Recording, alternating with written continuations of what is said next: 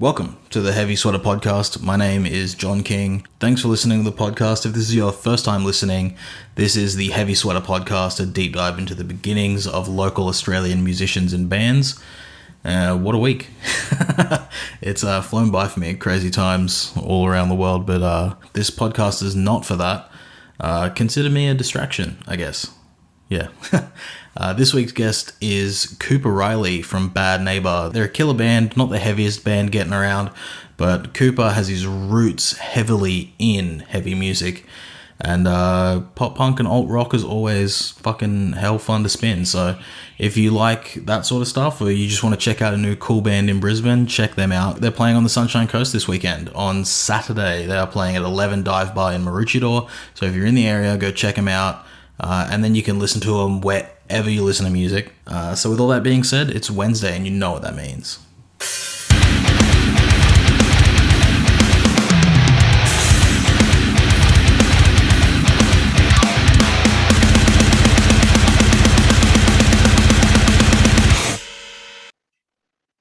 Hey man. How you going, dude? Good. How's lockdown for you? Oh yeah, pretty boring. Been locked in the house, bloody rotting. So Yeah, it's over now though. pretty excited. yeah, I know. Finally, pretty stoked Sick. about it all. Yeah, fuck yeah. Cool. We'll just get straight into like heavy music for you in general, and where does it begin? Like, what's the first heavy band you remember seeing or hearing? Damn, first heavy band I remember hearing or seeing. I've been a massive Parkway fan since I was a kid. Okay. But yeah, I don't know. I guess it started from there. I'm really into like Counterparts, Knocked Loose. Yeah. Like Counterparts, one of my favorite bands ever. But yeah, I've been a massive Parkway sort of since I was a kid, and I listen to heaps of Oceano, and I like Oceano a lot. And Yeah. but yeah, I'm more of like on the hardcore side of things, like massive Counterparts fan, Kublai Khan sort of stuff. Yeah. Fuck yeah. Yeah, Kublai Khan is sick. yeah. Kublai Khan is very sick. Yeah, that's interesting considering the music that you play in Bad Neighbour. Yeah, it's a bit different. Yeah. Because we all come from like heavy backgrounds. Like Taylor and Liam in Bad Neighbour, they were in an old like metalcore band called Brevity. Okay, yeah. And yeah, they used to play like all ages shows at this little venue at North Lakes. Okay. And, they had this one song that had a little clip from Breaking Bad when he's like, "I am the one who knocks," right before this big breakdown. It's fucking really, really cool. But That's sick. so yeah, like I've always been into heavy music. I just can't really like I scream a bit in Bad Neighbour, but I'm making like that too. But I'd still consider it like alt rock, I guess. But we all come from that sort of background anyway, so Yeah. Sick. Well, that's fucking excellent. So Parkway is like the first heavy-ish band that you remember hearing from a young age. Well, I think so. Yeah, I want to say like heavy bands I listened to, and then all just sort of spiraled from there. But yeah, definitely, I think Parkway's a lot of people's early sort of Yeah, definitely. injection into it, I guess. Yeah, that seems to be a reoccurring theme from doing these is like the Parkway fingerprints are on everybody. Yeah, that's it. Well, I suppose it was cool because they had this type of music where it was like heavy but palatable for people who weren't necessarily into heavy music, I guess. Yeah. Like because all the guitars and everything, and you know, they got choruses you can sing along to. So it's like, yeah, I think people who weren't really into heavy music were just like, oh wow, this is like different. Yeah, I like this. This is cool. And being like from Australia and a small town in Australia, like easily like relatable to. Yeah, well, that's it.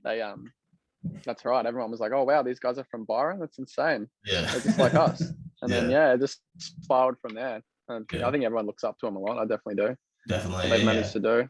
Yeah, and I think them putting out DVDs, they were like the last band to like really put out documentary style DVDs of like their growth and progression. So you can watch them grow and progress from release. Yeah, well, that's to release. it. And yeah, and they they're just surf rats. Like they're just Yeah. normal, Yeah. normal dudes. It's Yeah. crazy. Well, even in the new documentary, like Jeff's on the beach and his dog just takes a shit. And he's like, "Oh, come on!" Like just like super real. It's like that's a real thing that happens to everybody.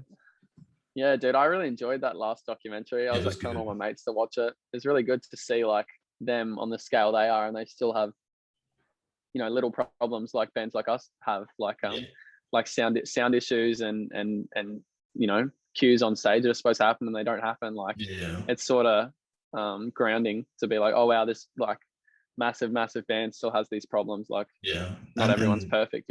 The problems of like just the grind of being in a band and like knowing you're gonna lose money on some things.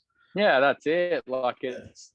everyone puts everyone on a pedestal, and it's like it's glad to see that it's not actually like that. Like everyone Yeah. is just it's always just you always just got to keep pushing. You never just get somewhere and you're like, oh cool, now we're successful and that's it. Yeah. And the bands that do that fall off very quickly and can't Yeah, well recover. that's right. You can't. You're always trying to get to the next level. Like if you Yeah. stop, if you're just like, oh, I'm happy where I am now, then it's when you start declining, I guess. Like Yeah. that's got to There's be. heaps of bands like that. Like that. Most of the 2012 Warped Tour scene is kind of like that. They couldn't progress. They couldn't change to what they needed to be, and they just died off. Yeah, that's right. Everyone was like, oh, we're rock stars now, so it's fine. Yeah. We're just we're rocks. Like you always got to be pushing yourself Yeah. and trying different things. Like it has to be done. Yeah. It's all about creative growth and pushing yourself and your No, that's band. And, right.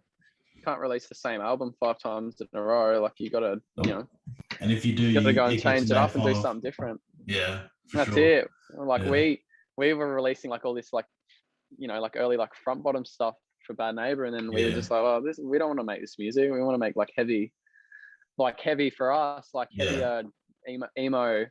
And then we Yeah. did. We started writing heavier tracks, and now we're like, oh, this is where we want to be. This is great. So we're just Yeah. gonna keep rolling it.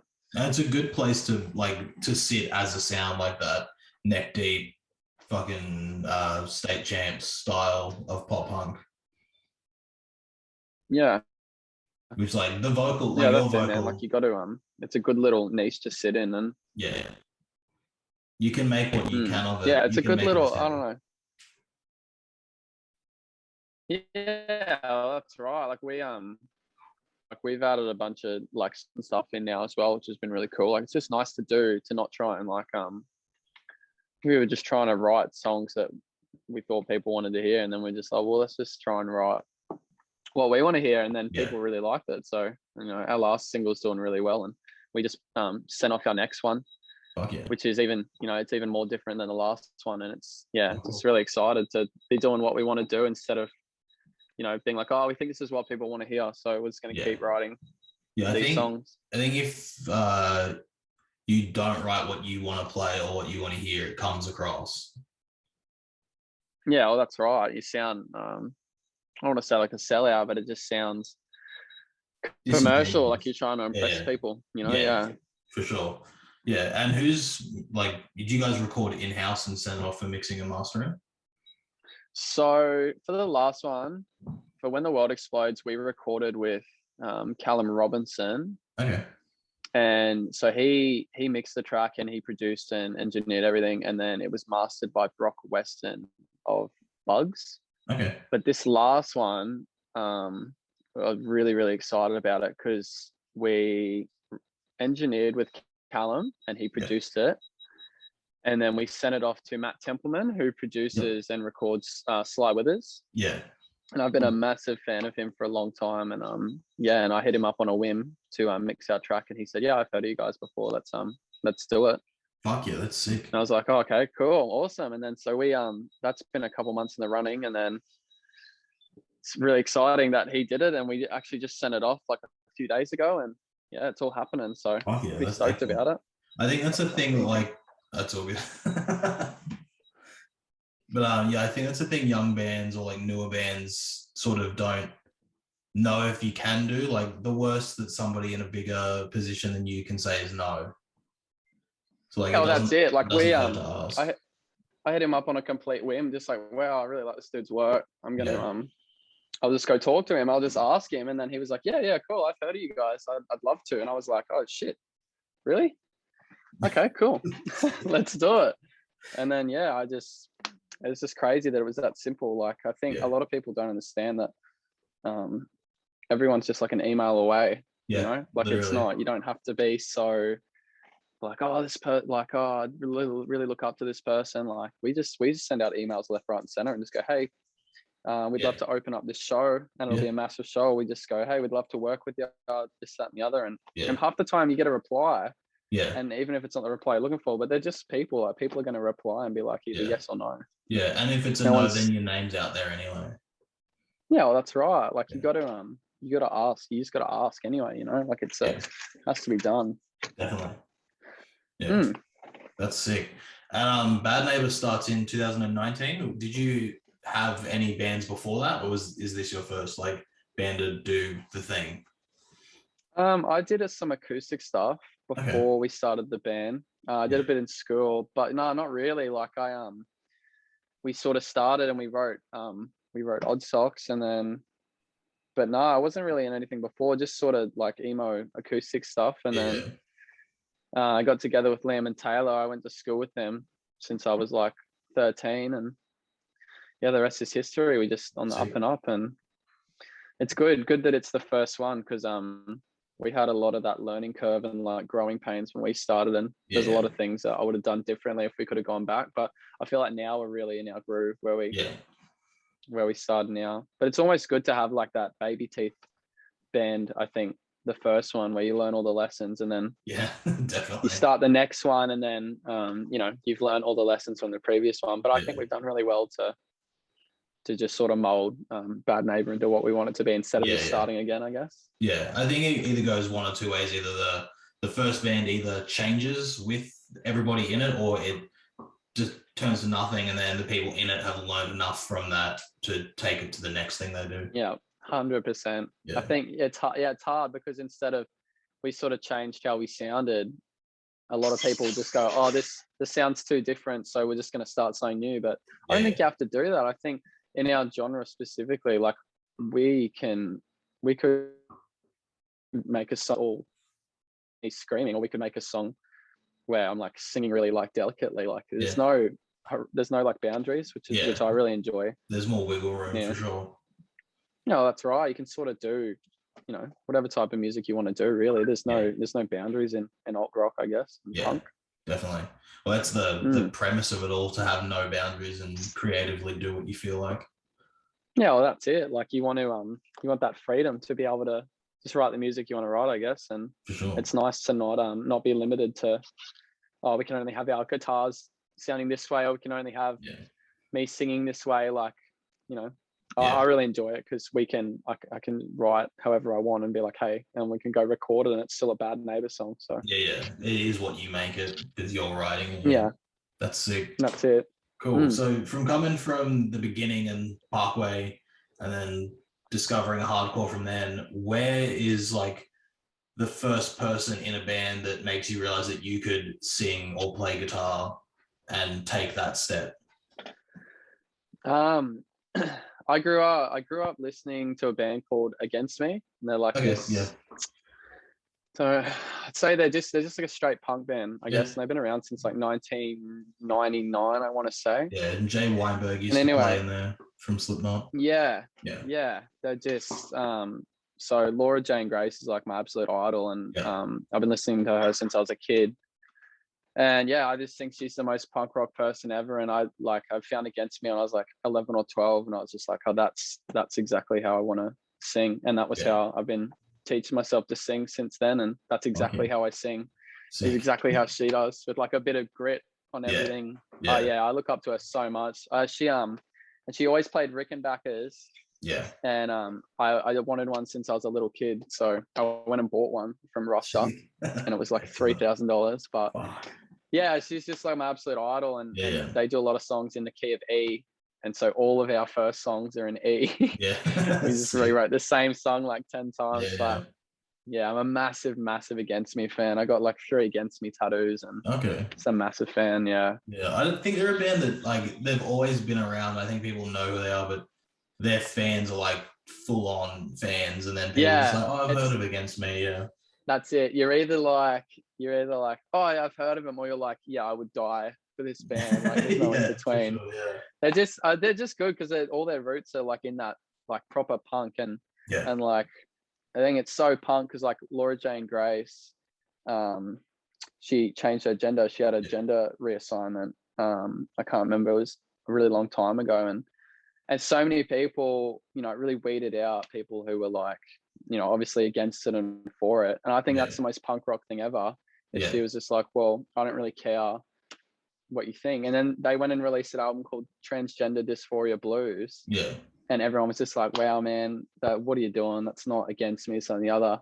Yeah. But it was so cool. It's the most punk rock thing. She's like, I don't care who Yeah. agrees with this and who doesn't. Like, this is who I am, Yeah. and this is what I want to do. And it's just so punk rock, man. They're just, and all their old stuff is just phenomenal. Like, yeah, I could talk about that band for weeks. Yeah. Well, like, yeah, that's essentially what punk rock is, like, against the grain, like what the societal norms aren't. So like for them That's to do it, that, man. change like to who she feels she is, and then change their sound on their next release to be like, I still don't give a fuck what you have to say about me. Like, That's right, man. I yeah. don't care who I piss off. This is what I want to do. Yeah. It's just so sick, man. Like, And it weeds out really, the yeah. fucking posers that think they're hardcore or think they're punk rock. That's it, man. Yeah. Really, really shows everyone's true colors, Yeah. and they only got bigger from it, and it was awesome because everyone was just like, yeah, fuck yeah, that's punk as. Like, you should do and be exactly who you want to be. And Yeah. yeah, I look up to that a lot. I think it's really cool. Yeah, that's sick. Fuck yeah. And then from there you get into playing guitar and acoustic and then into Bad Neighbor. And what's the reception from the new song been? Because you just put it out in May with the style change. Has it been like a completely different perception? Are you noticing there's like a different style of fan coming through now? I don't know. I think so. I'm not sure. Like, it just because I think it's still like palatable for people who, because it's heavy, but it's also not. It's still like that pop punky sort of flow to it. But no, like all the people who followed our old stuff, they loved it, and we keep getting told like how much they like it, and it's obviously our most successful one yet. Yeah. But no, it's just, I think it's the same sort of people, and people were just like, oh, okay, like I didn't expect like the heavy vocals in the middle, and Yeah. they're like, oh, but we like it, like it's cool. And then yeah, we've had a lot of new people listening to us lately with like just a lot of new fans and stuff, which has been really good because I think we're sort of accidentally targeted like a new market. Yeah. And it's really exciting because we're just branching out a bit. But yeah, I really like that song, and I'm really excited to get out and play it a bit more once lockdown's over. So yeah, for sure. That's sick. Yeah. That like the people that were around from the beginning are willing to grow with you, and that your growth has brought in a new demographic of people that like that more aggressive sound. Yeah, well, that's it. No one sort of wrote us off. Everyone was just like, okay, this is cool. Like, because we could have kept writing all the same songs, the same like, sort of sad songs, and we were like, all right, well, let's try something different, and it worked really well. And the next one's even heavier for that use of the word. It's a really cool song. I'm really excited. Sick. Keen to get it out there. Fuck yeah, cool. Have you guys got any shows planned, like lined up for the next few months if lockdown stays away? Yeah, a lot. We were supposed to be on tour last week. I was supposed to be in Melbourne and Sydney. Yeah. And we were supposed to play a sold out show on Friday night with Semantics and the Sleepyheads. Yeah. So that didn't happen. Yeah. But tours postponed for November. Okay, cool. November and Sydney and Melbourne are in November. I don't think we have a rebooked date for Brisbane yet. Hopefully soon. Brisbane's kind of a weird place to be booking at the moment. Like, I was supposed to play on Friday and had the show cancelled, and now the next one's the 16th of September. So like an entire month away. Yeah, everything's getting rebooked left, right, and center. It's pretty demoralizing, and it's all right, man, because we didn't slow down at all because we were prepping for tour so hard, and then when tour got cancelled, we just went, all right, well, we're just gonna stay in the studio and keep rehearsing, and so then when we can come back with amazing, and we've been writing and stuff as well, but we were really excited for tour. Like we booked all the flights, and because we haven't played out of we've played the Gold Coast a few times. We've never left Brisbane. Yeah. So we were like little kids on Christmas. Yeah, We got yeah. all of our tour gigs, all our tour setups ready, like all of our fly rigs and stuff, and we were so excited. And then yeah, it's a bit of a bummer, but yeah.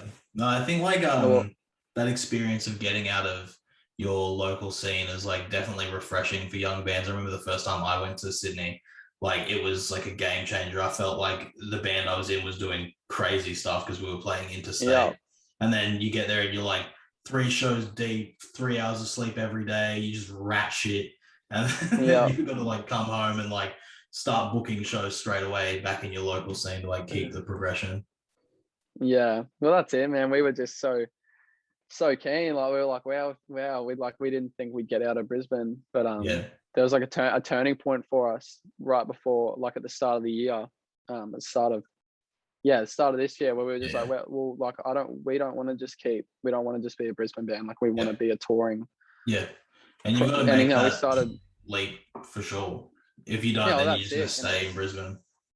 That's it, man. It's a lot more work and a lot more money and a lot more time. But we just went, well, we don't want to. I don't want to just play in Brisbane. Like we want to tour. I want to go to Perth and Adelaide and Tasmania and the Northern Territory. I want to go to America and Europe. Yeah. So we just started going balls to the wall with it all, and it's like it's baby steps, but I feel like we definitely made progress since we made that decision. And for sure. And so yeah, we were so keen to get out on our first tour, but it'll happen. And it's sort of good now because you think after we were supposed to play the shows last weekend, like now we've got an extra 2 months to be even better than we were then.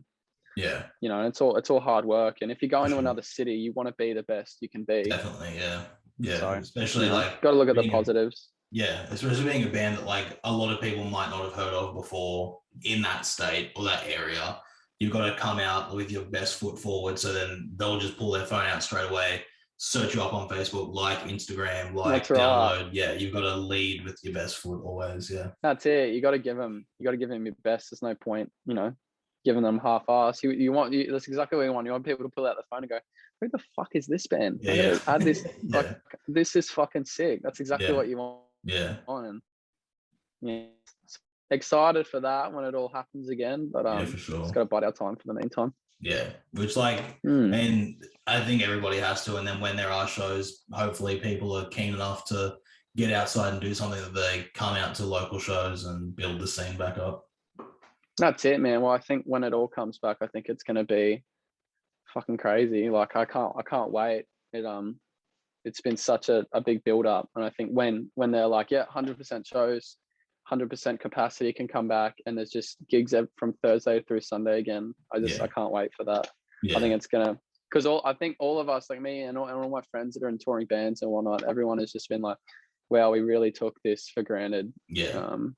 And not just the people in bands, the people that go to shows. Like there's killer bands getting around Brisbane in every subgenre of heavy music, and sometimes they just go unrecognized for too long because people are too busy to go to shows.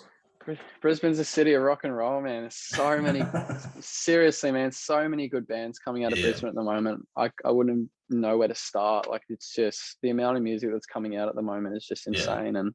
And I feel like we have one of the strongest music communities in Australia, and I think that's why it's been so hard for us in particular. But I'm probably jaded because I'm from here. But I really think that the amount of good music coming out of Brisbane is just insane, and it's sad to see it all get squandered. But like I said, like we're through the hardest part, and I think once it's all sorted, I think it's just going to be no one's going to be able to slow us down. So I'm very excited. The scene needs like that just to be like pumped with life again, and just pushing on all these local bands.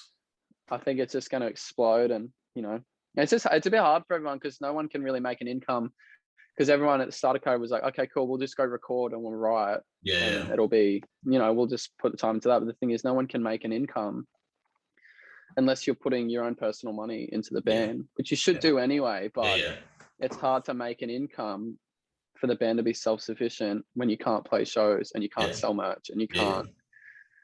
So it's hard like that. But we we just tried. We did everything we possibly could to pull, whatever money we could together, and we're trying to get back into the studio. I think we're back in the studio next month, September. Okay, cool. But yeah, it's hard. It's hard because you can't make an income to go record, and recording isn't cheap. Yeah. As I'm sure you know, like it's not. Yeah. But one of those things, man. It'll all be back, I guess. Yeah, for sure. Yeah. When it is, people might be keen to buy more local merch more than ever. And I think like bands are having a lot more time to sit and think about what they want to do. So it's not just the standard band tee. It's more of like an actual shirt that you can wear wherever, not just a fucking band shirt with like that's it. Everyone's honing in on their art and just getting better at what they do. Like there's a lot of things we would have done if we were still as active as we were, that I'm sort of glad we had a bit of time off, because we're all really young, and it's good to sit and think about the choices you want to make sometimes, rather than just be like, oh, this seems like a cool idea, let's do it. So yeah, for sure. Sick. Fuck yeah. And when's the release looking to be for whatever you guys do next? Mid-September. After the single, like, are you just putting out an EP after the single, just straight singles from now on? We are recording EP number 2. Yep. We're starting drums next month. Sick. And I have a feeling it'll be done by the end of the year, hopefully. Cool. And then should be out early next year, hopefully. It's all hearsay at this point. We're just gonna start it, because we have no time frame.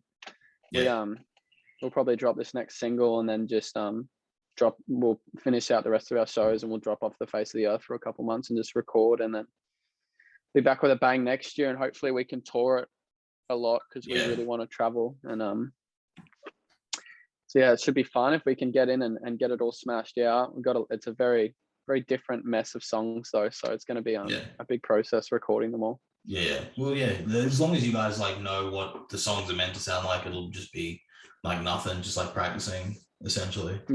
Definitely. Well, that's what we've been doing. All we've been doing is rehearsing and writing and demoing, and they're all ready to go. And I think it's going to be really good for us. Like, they're really cool songs, really different.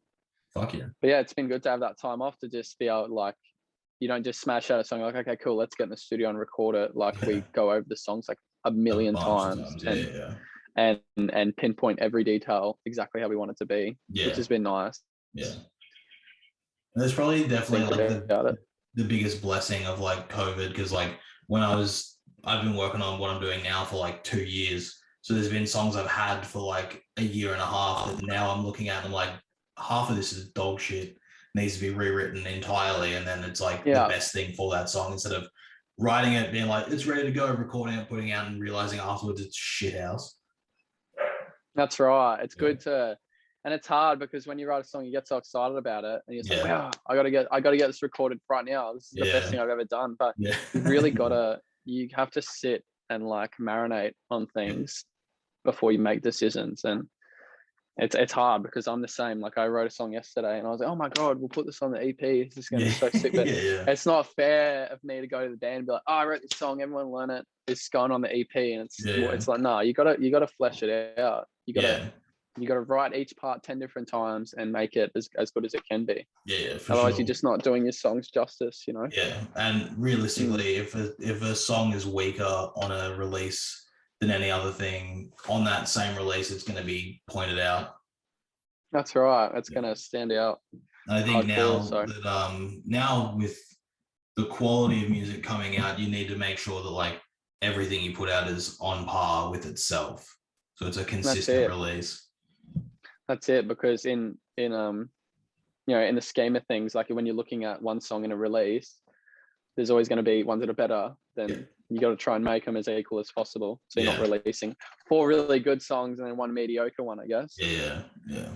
Well, sick, man. Fucking thanks for doing the podcast. We'll get into your top 5 favorite bands and your socials for Bad Neighbour and wrap it up. Sweet, man. No worries. Thanks for having me. It's all good. All right. Top 5 favorite bands. Yeah. It's going to be a hard one. In any order? Yeah, it doesn't matter. Any order? I think Against Me. Counterparts. Microwave. Okay. Really fucking cool band. Never heard of them before. Very, very, very, very, very cool band. Where are That's they like what from? weird. Um, they're from America. I want to say Okay. they're from New Jersey. I have Okay. no idea, but that's like we take a lot of inspiration from them. They're incredible. Yeah. I think Slaughter Beach Dog are really cool, I've never heard of them and they're either. really a really cool band. And Sick. I think the Front Bottoms as well. I really like the Front Bottoms. Okay, cool. Fuck yeah. Sick. Any particular release from the Front Bottoms? Oh, I think Talent of the Hawk. I think Talent of the Hawk's really good, and Okay. their first album, their self-titled, is really really good. That was a Fuck big yeah. game changer for me with music. Sick. Fuck yeah. Cool. hmm And then your personal socials and band socials. My socials is at Don't Call Me Coop Okay. and just Cooper Riley on Facebook, and then Yeah. Bad Neighbor is at Bad Neighbor with a 0 for the O Yeah. in Neighbor, and then just Cool. Bad Neighbor on Facebook. Sick. Awesome, man. Cool, man. Thanks Cool. heaps for having me. It's all good. Thanks for doing it. No problem, dude. There we go. Done for another week. Huge thanks to Cooper. He said it in the pod, but if you want to go check out what he and Bad Neighbor are doing, head on over to Instagram at Don't Call Me Coop for his personal, and at Bad Neighbor with a 0 instead of an O in Neighbor. And check out Bad Neighbor on Facebook and listen to them wherever you listen to music: Apple Music, Spotify, YouTube, wherever the fuck you listen to music. And he's a great guy. Cooper's great. He's welcome back whenever. I think another episode would be sick. Get into some other topics because this is a very short episode, but that's entirely on me. I think I had 3 episodes in a row to do this day of recording it, so I got him in. If you like what I'm doing over here with the podcast, share it, tell a friend, and subscribe. Follow on Spotify, Apple Podcasts, YouTube, Amazon Music, Podbean, wherever you listen to podcasts. And head on over to the Instagram and Facebook at Heavy Sweater Podcast. Help grow your local scene. Share the pod. Check out all the cool bands that we have on. And yeah, thanks. See you next week.